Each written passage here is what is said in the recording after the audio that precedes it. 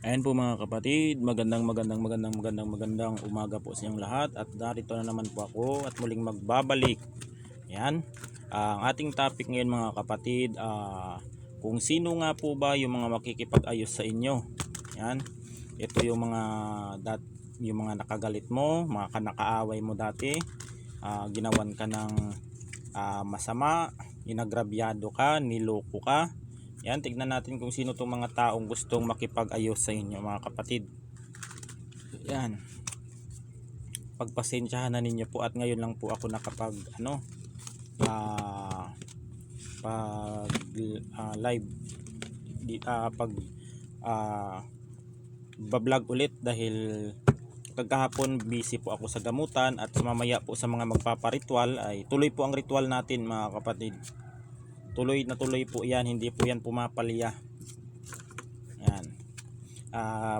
Minsan mga kapatid ay ako po ipagpaumanhin ninyo. Po minsan ay hindi na po ako nagpo-post ng mga kung ano-ano pamamaraan ko sa pagre-ritual, gawa po ng marami pong gumagaya. At yung mga picture ko na ipinopost o mga video ko, sinisave nila at ikiniklaim nila na sila yung gumagawa ng pamamaraang iyan, tapos isisend nila sa mga client nila kuno, tapos aakuin nila na sila yung nagsagawa ng ritual na iyan, tapos sisingilin nila ng mahal. Yan ang yan yung isa sa nakita ko na nagsumbong sa akin na parang pamilyar sa kanya yung aking mga ritual table, dahil sa lahat ng manggagamot na na nakita niya, ako lang ang may ganyang pamamaraan na ritual table na hindi na ng iba. Kaya sa akin, nag PM siya. Tapos ginagamit daw yung yung mga pagre-ritual ko, yung mga picture kinukuha nila at sinisave nila sa kanilang gallery, tapos isi-send nila na sila daw yung kaya minsan ay hindi na ako nagpo-post ng mga ganyang pagsasagawa ng ritual. Kasi maraming gumagaya at nagki-claim na sila daw yung gumagawa ng ganyang ritual. Yan.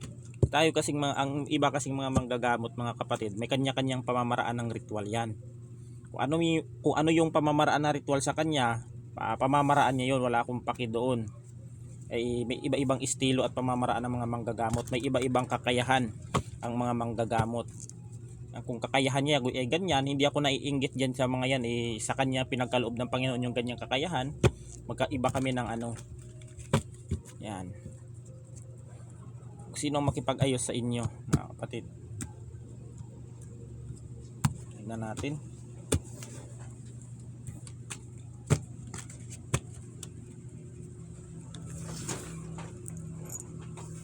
Pili tayo ng 13.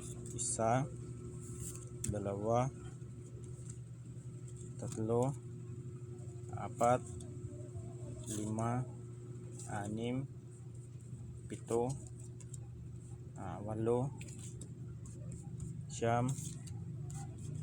7, 8, 9, 10, 11, 13 baraha.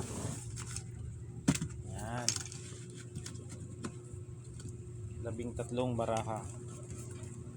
Sino nga ba itong makikipag-ayos sa inyo? Makikipag-ayos ay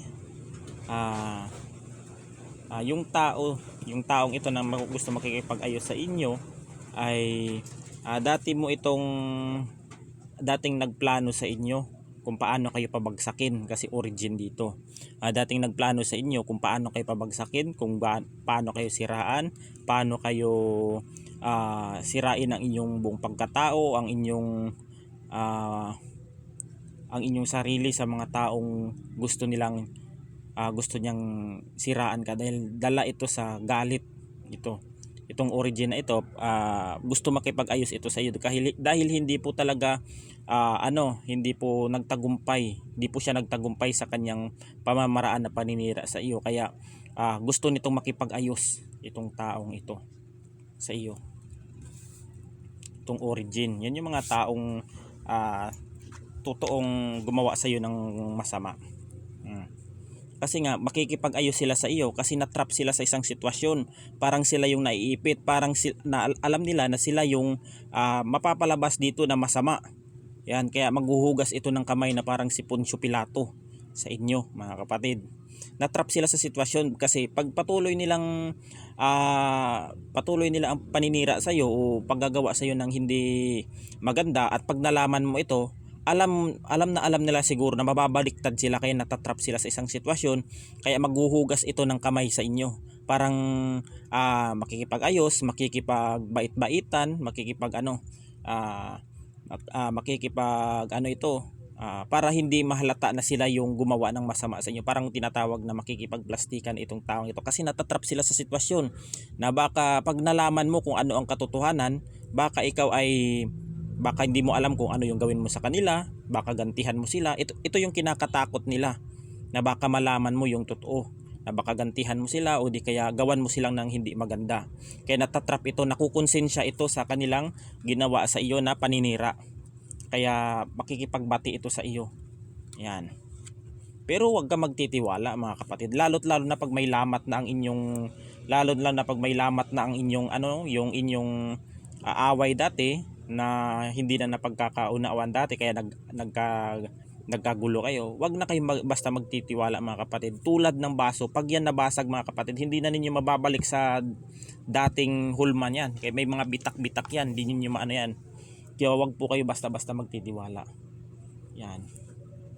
Nakukonsensya ito mga kapatid dahil sa paninira niya sa iyo, siguro kumalat na ito sa hindi lang sa inyong barangay, sa inyong bayan din. Kumalat na. Ang kinakatakot ng mga naninira sa inyo ito, baka malaman mo at malalaman mo kung sino talaga yung nagpakana ng mga paninira na yan. At baka gantihan mo sila. Kasi pangit naman siguro, kahit sino naman siguro sisirain mo yung pagkatao ng tao at malalaman nila talagang gaganti talaga yan. Biruin mo, pagkatao niya yung sinira ninyo, tapos ganun lang makikipag-ayos kayo. Parang pangit naman yung ganun. Yan, mga tao na yan walang magawang masama, walang magawang mabuti yan sa buhay. Pinapairal nila ang kanilang ginagawang hindi maganda. Ito, makikipag-ayos ito sa iyo mga kapatid dahil meron kayong mga magagandang pinagsamahan dati nito. May mga maganda sigurang ugnayan ninyo. May maaring nakikita ako dito magpapamilya, magkakamag-anak na nag-aaway-away dati na gusto makipag-ayos dahil gusto nilang balikan yung mga masasayang alaala ninyo. Pero mali kasi ang ginagawa nitong mga taong ito, mali. Dahil sa mga pinagagawa nila, magaling silang gumawa ng mga istorya. Yan, mga kwento-kwento para mapaniwala yung tao, kukunin yung simpatya, dadaanin sa mga emosyon na mga bagay. Yung mga ganyan mga tao mga kapatid, alam ko yan. Yung kunyari, iiyak sila sa harap ng isang tao para makuha yung simpatya. Yan yung mga taong may mga ginawa na masama sa iba, na ayaw nilang malaman yung katotohanan, kaya dinadaan nila sa emosyon para makuha nila ang simpatya ng tao. Alam ko yung mga ganyang technique mga kapatid. Alam ko yan. Yan, para hindi mahalata na yung mga pinagagawa nila sa isang tao hindi mabunyag.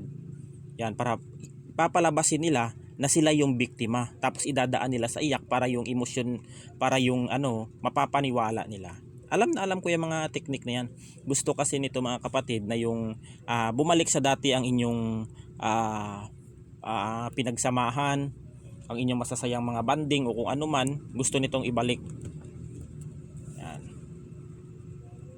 Ako kahit ganito mga kapatid na makipag-ayos, hindi talaga ako makikipag-ayos. Lalong-lalo na pag sobrang pangit yung ginawa nila sa iyo.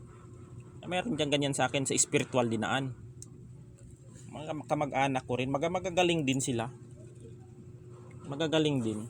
Magaling kaharap, pero pag nakatalikod ka, bibirahin ka. Yan. Pero hinahayaan ko na lang. Alam ko naman kasi na hindi ako pababayaan ng ating Panginoon, na gagawa nila ako ng masama, at ang aking pamilya ay pag yan ay ginawa ng masama yung pamilya ko, at pag ako'y manggamot diyan ay mumanda-handa sila. Talaga mararanasan din talaga nila yung pinagagawa nila sa yan talaga yung ayaw na ayaw ko, yung papakialaman nila yung pamilya ko, papakialaman nila pag yan ay nagamot ko at Iwan ko lang kung ano mangyayari sa mga yan. Yan lang, okay lang na gawan ninyo, gawan nila ako ng gawan nila ako ng hindi maganda. Sige, kulamin nila ako, barangin nila ako, gawan nila ako ng masama, sumpain nila. Yan, kung ano-ano yung mga ginagawa nila sa akin, tanggap ko yun. Ayaw ko lang na makasakit. Di baling gawan nila ako ng masama, hindi lang ako gumawa ng masama sa kanila. Dahil alam naman ng Panginoon na yung mga pinagagawa nila ay babalik din sa kanila. Pero pag yung pamilya ko ay papakialaman nila, gagawa nila hindi maganda ang pamilya ko, ay ibang usapan na yun. Pag ganun, talagang ewan ko lang. Una sa lahat ay walang kinalaman ang pamilya ko, kaya wag nilang damayin. Ay yan, ito ang pangalawa ay real estate. Yan, itong real estate na to mga kapatid, ito ang ito yung gusto nilang makipag-ayos sa iyo, kasi maaring pinaghiwalay din kayo nito ng inyong mga pamilya, kamag-anak, magpartner, maaring pinaghiwalay dito na hindi nila mapagtagumpayan. Kaya ito ay ito mga kapatid, kaya ito ay tinatawag nito, gusto makipag-ayos ito sa yung yung taong ito para kuhanan kayo ng opinyon, o di kaya may opinion ito kung paano kayo nalagpasan yung mga pinagagawa nila sa inyo, kasi hindi na tumatalab yung mga pinagagawa nila yung mga ritual, kulam, barang, palipadangin, tigalpo o sumpa, hindi na tumatalab sa inyo, kasi malakas ang pananalig nyo dito sa Panginoon. May posibilidad nga yung mga taong gumawa sa inyo ng ganito ay dating hindi kayo nakapag-unawaan. Yan, hindi kayo nakaunawaan mga kapatid ng taong ito. Yan. Ito yung yan mga kapatid. Gusto talaga makipag-ayos ito kasi parang nalalaman mo na sila pala ang unti-unting sila pala yung sumasabotahe sa inyo. Alam na ninyo na sila. Kaya gusto itong makipag-ayos, nahihirapan na ito sa buhay. Parang yung mga pinagagawa nilang sumpa, kulam, barang sa mga taong ginawa nila ng masama, bumabalik sa kanila, bumabalandra. Kasi lalong-lalo na mga kapatid, at walang kasalanan sa iyo ang tao, tapos pinakulam mo yan at walang kasalanan yan, babalik yan sa inyo yung mga pinagagawa. Dahil hindi naman yan tumatalab ang kulam pag walang kasalanan ang tao. Hindi tatalab yan, mga kulam, mga barang-barang na yan. Minsan kasi mga kapatid, yung iba na may mga kaaway na yan, naghahanap lang yan ng rason para magkasala yung taong iyon, para kung makabitaw ka ng masakit na salita at ay talagang tatablan ka. Pero pag hinayaan mo yan ay wala. Yan. Ito mga kapatid, ito yung isa sa mga makikipag-ayos sa iyo dahil sa blessing na dumadating sa inyo. Dahil sa mga blessing, maraming blessing na dumadating sa iyo, kapirahan, mga bagay na marami rin siguro mga tumutulong sa iyo. Yan, dahil sa mga kabutihan mo, kaya pinagpapala ka, nagkakaroon ka ng blessing. Kaya ito yung mga taong gusto makipag-ayos sa iyo, pero may mga intention ito, gusto nilang maambunan mo sila ng kanilang blessing. Yung blessing mo ay maambunan mo rin sila, kaya makikipag-ayos itong mga taong ito na gumawa ng hindi maganda sa iyo. Kaya dapat be practical kayo mga kapatid. Huwag kayong magpapadala sa mga magagandang salita, matatamis na salita, pagpapadala sa mga emosyon. Huwag maging mautak kayo mga kapatid. Dahil ang mga tao sa panahon ngayon ay mapadlin lang mga kapatid. Yan lang yung masasabi ko. Kaya dapat wag yun ang masasabi ko, wag kayong magbibigay ng tiwala, lalo na yung may lamat na ang inyong yan. Kaya makikipag-ayos ito, nahihirapan na ito. Kasi alam kasi nila mga kapatid yung mga pinagagagawa nila sa iyo na wala namang pruweba, wala namang napatunayan, wala namang ebidensya. Pag ito'y nalaman mo at baka maaring ipabarangay mo ito, ipapulis mo itong gumagawa ng hindi maganda sa iyo, maaring makukulong sila sa pinagagagawa nila.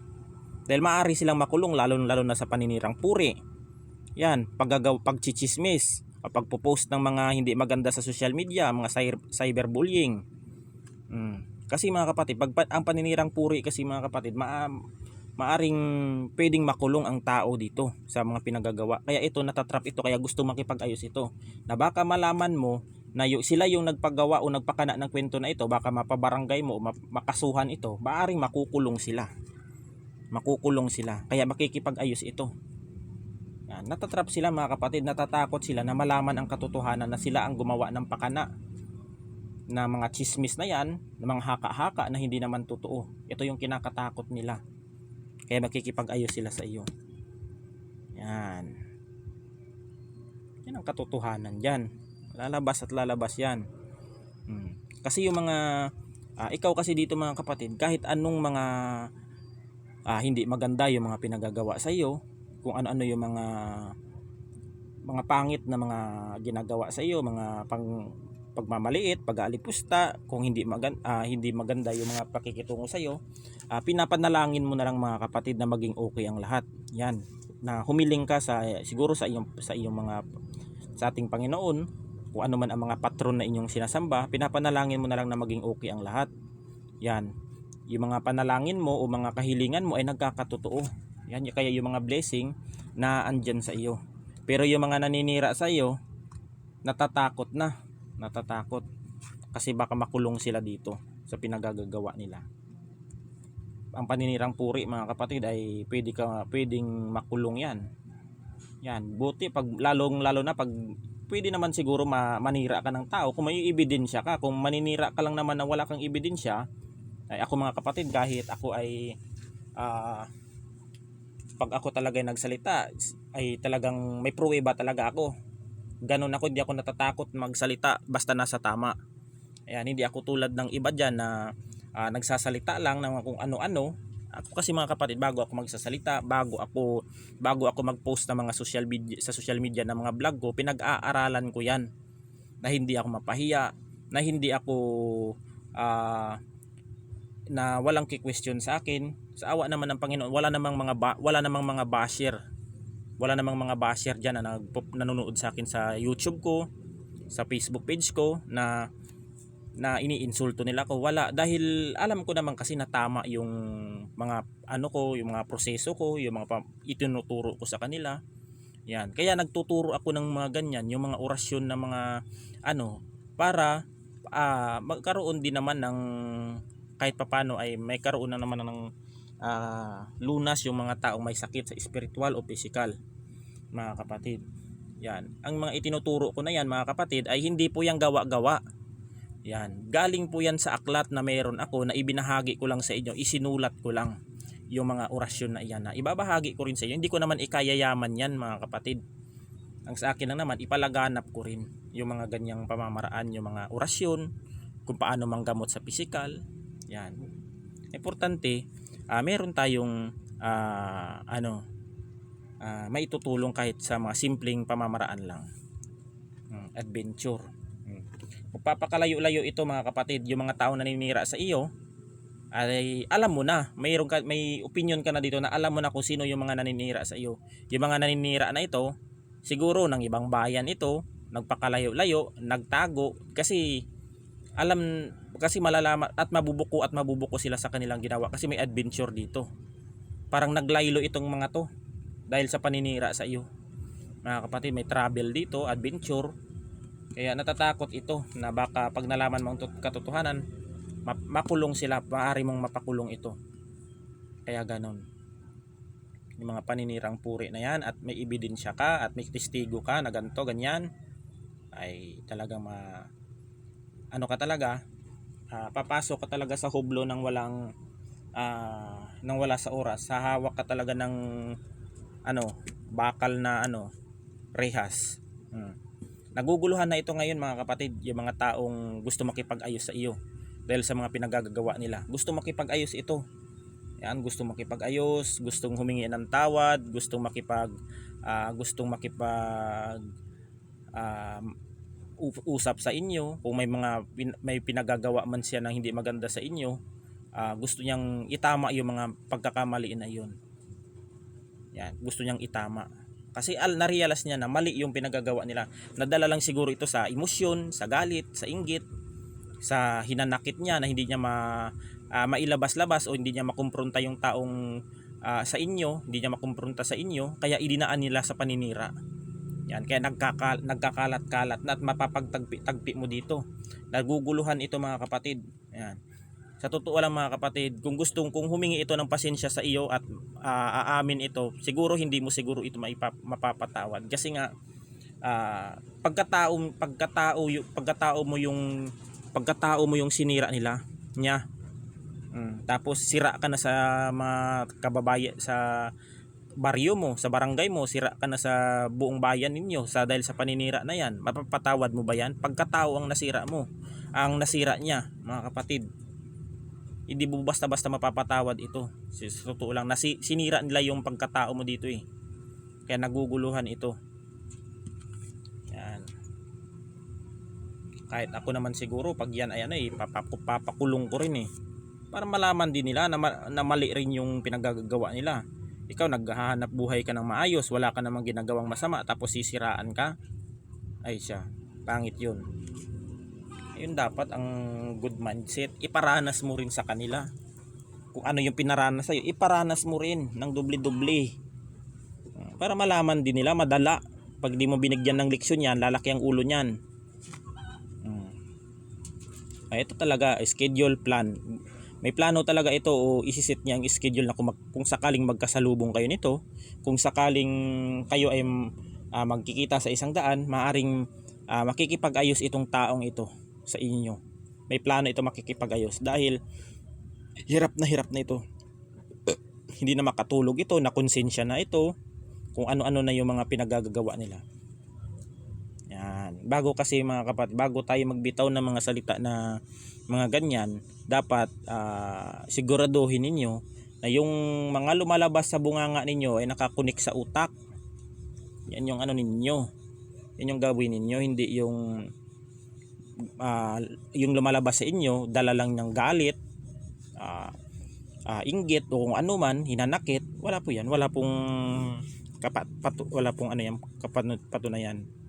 Ayan, loneliness. Yan, ito ay hindi ito makatulog sa gabi, itong pinagagawa sa iyo na ito, nakukonsensya ito na kaya gusto makipag-ayos itong loneliness na ito.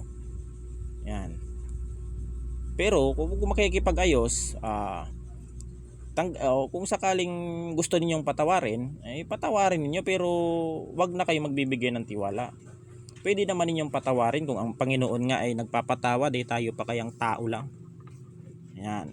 Patawarin ninyo, pero may boundaries na mga kapatid. Wag mo nang ibalik ulit sa dati yung samahan ninyo, dahil kung nagawa man niya sa una yung mga pinagagawa ng iyan, mas may posibilidad na uulitin niya ulit yan sa iyo, na gawin yung mga pamamaraan na iyan. Yan. Kaya dapat patawarin mo, kung hingi ng tawad, patawarin mo, pero may boundaries na mga kapatid. May boundary na, parang okay naman siguro makipag-usap, pero hindi na tulad ng dati. Yan mga kapatid, dahil kung nagawa man sa iyo nung una, may posibleng gagawin din niya sa iyo sa pangalawa. Kaya ganun. Gusto talaga nitong mga taong gustong makipag-ayos sa iyo na ibalik yung tiwala mo sa kanila. Yan, itong allegiance, trust, honest, and capability. Gusto kasi nito na ibalik ulit yung tiwala mo sa kanila, kasi nasira na eh. Nasira na, wala ka ng tiwala, wala ka ng sa kanila, wala ka ng parang nawalan ka na ng gana sa kanila. Ito yung gusto nilang ibalik mo sa kanila, na magtiwala ka ulit sa kanila. Pero parang malabo na dito mga kapatid, dahil ginawa niya sa iyo yung hindi maganda. Hindi makatarungan yung ginawa sa iyo nito. Lalong-lalo na yung mga paninira sa iyo. Yan. Masaya kayo dati nito.